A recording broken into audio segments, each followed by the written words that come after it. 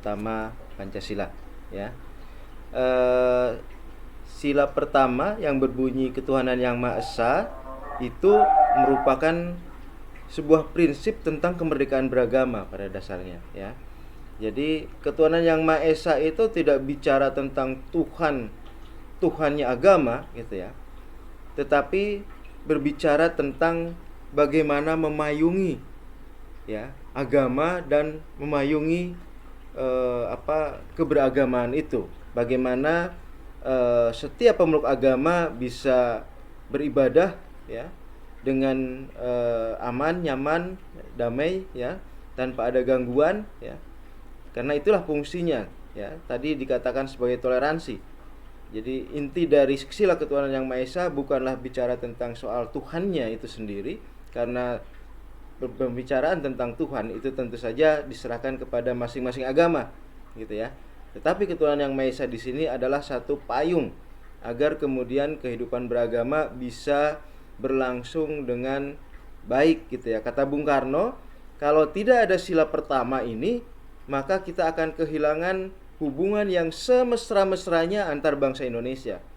Jadi sila pertama ini membuat hubungan yang baik, hubungan yang mesra antar sesama bangsa Indonesia yang berbeda-beda suku, agama, ras dan antar golongan itu. Jadi prinsip utama adalah tentang kemerdekaan beragama. Itulah prinsip utama dari sila pertama ini, yaitu setiap warga negara itu bebas, merdeka dalam menjalankan agamanya, gitu ya.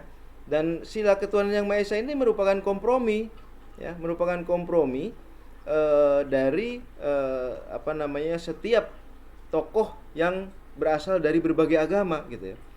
Awalnya kan sebelum bunyi seperti sekarang itu sempat berbunyi ketuhanan dengan kewajiban menjalankan syariat Islam bagi pemeluk-pemeluknya. Itu yang ada dalam Piagam Jakarta ya, sebelum bunyi final sekarang ini, gitu ya.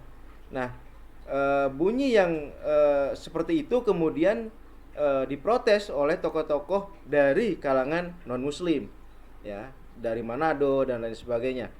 Dan kemudian setelah dibicarakan kembali, maka kemudian didapatlah kalimat yang disetujui oleh seluruh kelompok agama, ya, yaitu ketuhanan yang Maha Esa. Artinya ketuhanan yang Maha Esa itu hasil kompromi, gitu ya. Jadi kalau ada yang mengatakan bahwa sila pertama ketuhanan yang Maha Esa hanya Islam saja yang bisa yang cocok, gitu ya.